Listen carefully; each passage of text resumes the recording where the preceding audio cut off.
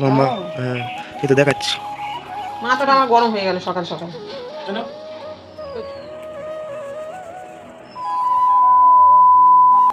হ্যাঁ, আমি টাকার লোভেই বিয়ে করেছি। তো হ্যালো এভরিওয়ান, আশা করছি তোমরা সবাই খুব ভালো আছো আর তোমাদের ভালোবাসা আশীর্বাদে আমরা কিন্তু অনেক অনেক ভালো আছি। তো প্রতিদিনের মতো আরও একটা নতুন ব্লগ নিয়ে চলে এসছে আমি। আর আজকের ব্লগটা আমি কিন্তু এখান থেকেই স্টার্ট করলাম। আজ যেহেতু ছেলে স্কুল আছে তাই কিন্তু অনেকটাই সকাল সকাল উঠে পড়েছি। আর দেখো ফাইনালি ছেলে চলে গিয়েছে পড়তে, আর এদিকে সকাল সকাল তোমাদের দাদা ভাইয়ের সঙ্গে আমার কিন্তু একটু ঝামেলা শুরু হয়ে গেল। আচ্ছা তোমরাই বলো, সকাল সকাল ঝামেলা করতে কি ভালো লাগে কারোরই? কিন্তু কিচ্ছু করার নেই। তোমাদের দাদাভাই প্রথমে বিছনাটা গুছিয়েছিল, আমার কিন্তু পছন্দ হয়নি। আমার আবার পছন্দ না হলে সেটাকে কিন্তু আমি আবার করব। তো যেটা হয় আর কি, দুজনের মধ্যে তর্ক বিতর্ক বেঁধে গিয়েছিল। তারপরে তো আমি নিজেই আবার সমস্তটা ঠিক করলাম, করে কিন্তু চলে এসেছি ওপরে। আর ওপরে এসে প্রথমেই আমি গ্যাসের টেবিলটাকে ভালো করে পরিষ্কার করে নিলাম। আর সত্যি কথা বলতে কি জানো তো, তোমাদের দাদাভাইয়ের কাজ আমার আবার কিন্তু খুব একটা পছন্দ হয় না। এটাই হচ্ছে আমার বরের মেন কারণ। ঠিক আছে, আমি কাজ করার ওপর তুমি কেন কাজ করবে?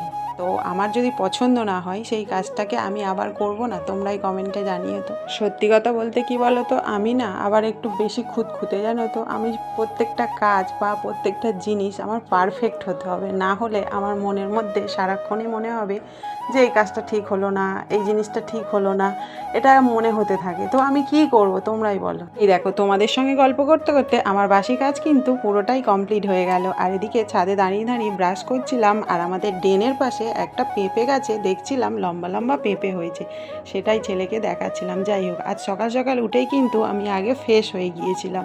তো দেখো, ছেলে যেহেতু স্কুলে যাবে তাড়াতাড়ি করে ভাতটা বসিয়ে দিলাম। আজ আর স্নান করিনি, ভাবছিলাম একটু বেলায় স্নান করব, কারণ অনেক রকমই একটা বাড়িতে কাজ থাকে যেগুলো না স্নানের পরে আর করা যায় না। তো আমি যেহেতু রেগুলার সকালে স্নান করি, সেই কারণে না কাজগুলো অনেক দিন ধরে পড়ে আছে, আর ভাবলাম আজকে এই কাজগুলো সেরে নেবো। আর এদিকে দেখো, তোমাদের সঙ্গে গল্প করতে করতে আমার কিন্তু সকালের রান্নাটা মোটামুটি কমপ্লিট করে ফেলেছি। আর এদিকে দেখো, ছেলেকেও দেখো খেতে দিয়ে দিয়েছিলাম। আর আজকের কেন জানি না সকাল থেকেই আমার সঙ্গেই যত খারাপ কিছু ঘটছে। সকালে তোমাদের দাদা ভাইয়ের সঙ্গে ঝামেলা হলো, আর তারপরে যতবার ভিডিও পোস্ট করছি আমার না কিছুতেই ভিডিওটা পোস্ট হচ্ছে না। 4-5 বার ভিডিও পোস্ট করার পরেও পোস্ট করতে পারলাম না।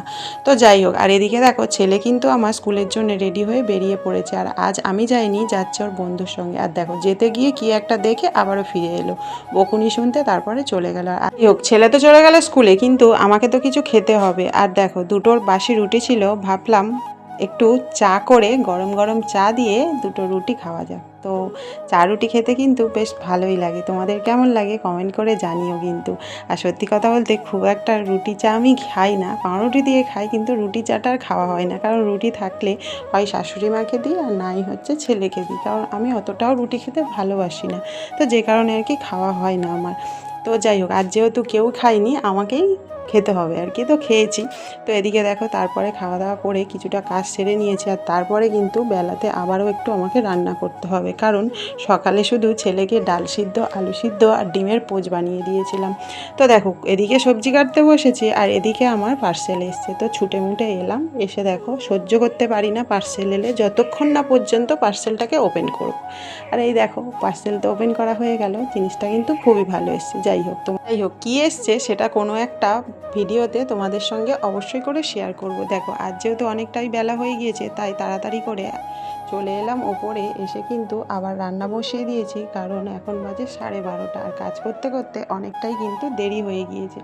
তো তাই তাড়াতাড়ি করে রান্নাটা সেরে নিই, কারণ শাশুড়ি মা আবার একটাই ভাত খাবে। তো যে কারণে দেখো, আমি এখানে তাড়াতাড়ি করে ঢ্যাঁড়সের তরকারিটা বসিয়ে দিলাম। আর সত্যি কথা বলতে কি বলতো, যখন তরকারিটা বসাচ্ছিলাম না, এত সুন্দর একটা সেন্ট বেরোচ্ছিল, মানে নিজেই গন্ধ শুকছি।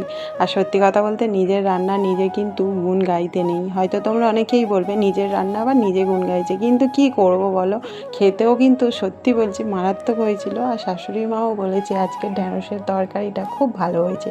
তো যাই হোক, ঢ্যাঁড়সের তরকারি তো আমার ফাইনালি তোমাদের সঙ্গে কথা বলতে বলতে হয়েই গেল। আর এদিকে দেখো, তারপর ডালটা কিন্তু সাঁতাল দিয়ে নিলাম। তো আজকে মেনুতে সেরকম বেশি কিছু ছিল না, যেহেতু মা আর আমি খাবো, ছেলে তো চলে গিয়েছে, দাদাভাইও চলে গিয়েছে।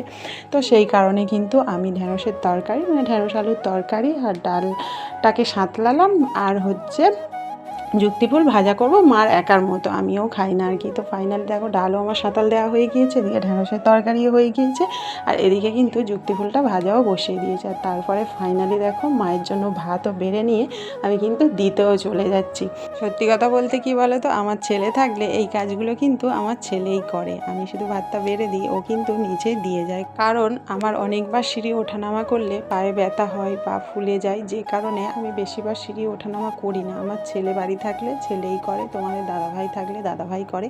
যাই হোক, মাকে ভাত দিয়ে আমি তো চলে গিয়েছিলাম স্নান করতে। আর দেখো স্নান করার আগে সমস্ত কাজ ছেড়ে স্নান করে চলে এসেছি ছাদে জামা কাপড় মেলতে। যাই হোক, তোমরা অনেকেই কমেন্ট করছো আমি নাকি টাকার লোভে তোমাদের দাদাভাইকে আমি বিয়ে করেছি। তো একটা কথাই বলবো, জীবনে কিন্তু টাকা পয়সা কিন্তু সব নয়, ভালো একটা মানুষের দরকার হয়, ঠিক আছে? আর ওই মানুষটা না অনেক সৎ, অনেক ভালো মনের মানুষ। তো যাই হোক, বেশি কথা বাড়িয়ে লাভ নেই। তারপরে কিন্তু তাড়াহুড়ো করে নিচে চলে এসে দেখো খেতে বসে গেছি, কারণ অনেকটাই বেলা হয়ে গিয়েছিল, তখন প্রায় 2:30 বেজে গিয়েছিল। সত্যি বলতে খুব জোরে খিদেও পেয়ে গিয়েছিল, তাই তাড়াতাড়ি করে ভাত বেড়ে খেতে বসে গিয়েছি। আর তাড়াতাড়ি খেতে গিয়ে এদিকে দেখো লঙ্কা খেয়ে আমার প্রচণ্ড হারে জাল লেগেছে। যাই হোক, আমার এই ভিডিওটা তোমাদের কেমন লাগলো অবশ্যই করে কমেন্ট করে জানিও। আর দেখা হচ্ছে তোমাদের সঙ্গে পরের ভিডিওতে। চলো টাটা।